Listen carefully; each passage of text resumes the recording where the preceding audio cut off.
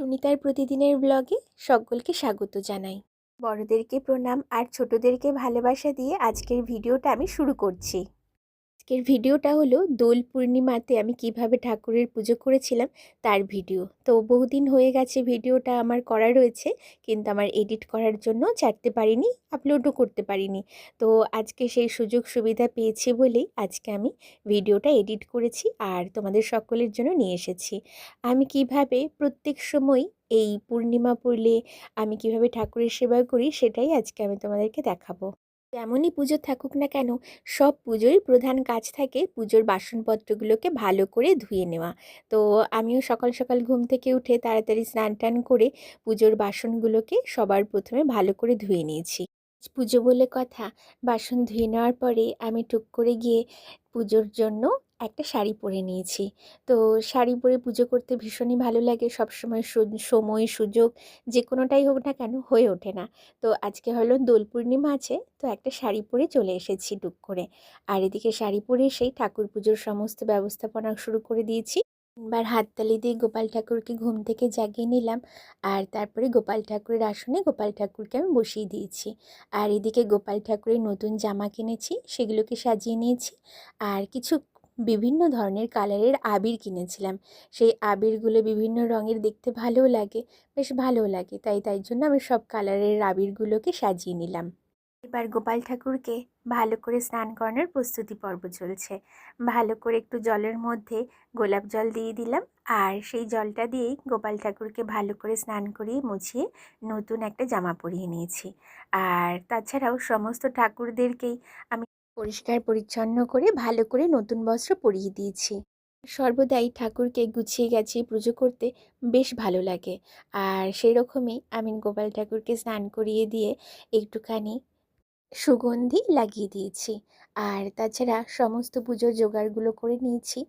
আর এদিকে পূর্ণিমা হলে, আর আজকে তো দোল পূর্ণিমা বলে বিশেষ কথা, তাছাড়া আমার বাড়িতে সবসময় আমি পূর্ণিমা সাথে যদি বৃহস্পতিবার একসাথে পড়ে, আমি সেই দিনকে ঠাকুরের জন্য একটু ঠিক ক্ষীর রান্না করে দিই। আমার আসলে ঠাকুর ঘরে নিজস্ব আলাদা ওভেন আছে। তো আমার এই আলাদা ওভেন থাকাতে আমার কি হয়, ঝটপট করে ঠাকুর ঘরেই বসে বসেই আমি ঠাকুরের জন্য ক্ষীরটা রান্না করে দিতে পারি। আর এটাতে আমার বিশেষ সুবিধা হয়েছে, যখনই আমার এরকমই কোনো কিছু অনুষ্ঠান হয়, কোনো কিছু বিশেষ পুজো থাকে, তো ঠাকুরের জন্য আমি চেষ্টা করি একটু সামান্য হলেও একটু ক্ষীর করে দেওয়ার। আর ছোটোবেলা থেকে আমি এভাবে করেই বড় হয়েছি। যখনই আমাদের বাড়িতে বৃহস্পতিবার আর পূর্ণিমা যখনই পড়তো, তক্ষুনি আমরা সবাই এই ক্ষীর বানিয়ে দিতাম, মাকে দেখতাম। তো সেরকমই আমি এখন শ্বশুরবাড়িতে এসেও এই একই নিয়মটাই পালন করছি। ঠাকুরের জন্য ক্ষীর রেঁধে দিলে মনটাও বেশ ভালো লাগে, আর ঠাকুরকে পুজোয় দিতে পেরেছি দেখে সেটাও আমার বেশ ভালো লাগে। এদিকে ঠাকুরের ক্ষীরটাও রেডি হয়ে গেছে। তো এবার পর্ব আসছে ঠাকুরকে দোল পূর্ণিমা বলে কথা, আর একটু আবির তো দিতেই হবে। তো আমি এবার সব ঠাকুরকে আবির দেওয়ার জন্য রেডি হয়ে নিচ্ছি। মানে সব ঠাকুরের চরণে চরণে একটু আবির দিতেই হয়। সমস্ত ঠাকুরের চরণে, এমনকি তুলসী মন্দিরেও আবির দিতে হয়। আর এভাবে করেই প্রথমে আগে ঠাকুরকে আবির দেব, তারপরে বড়জন। আজকে আমার হাজব্যান্ড কাজের সূত্রে বাইরে আছে, তো সেহেতু বাড়িতে নেই। তাই জন্য আমার ছেলে আমাকে একটু আবির দিয়ে দিয়েছে, আর আমি আমার ছেলেকে একটু আবির দিয়ে দিয়েছি। এভাবে করেই মোটামুটি আমার দোল পূর্ণিমাটা কেটেছে। আর এদিকে তো পুজোটা তো আছেই।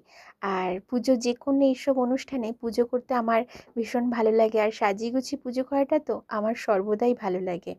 আর কেন জানি না, পুজো দিতে আর মন থেকে পুজো দিলে, ঠাকুরকে ডাকলে পরে মনটা মানে একদম ভরে ওঠে। আমি আমার নিজের বাস্তব জীবন থেকে আমি বলতে পারি। আমার জীবনে আগাগোড়াই দোল পূর্ণিমা মানেই যে একদম আবির টাবির মেখে ভূত হয়ে চলে আসলাম, এটা নয়। এরকম দোল পূর্ণিমা আমি কখনো তেমন একটা খেলিনি। তবে ছোটোবেলা থেকে এটাই শিখেছি যে দোল পূর্ণিমা মানে স্নান টান করো, ঠাকুরের পুজো দাও, আর ঠাকুরের চরণে একটু আবির দাও। আর এভাবে করেই দোলটা সর্বদাই আমার কেটেছে। তাহলে আজ আসি, দেখা হবে আবার।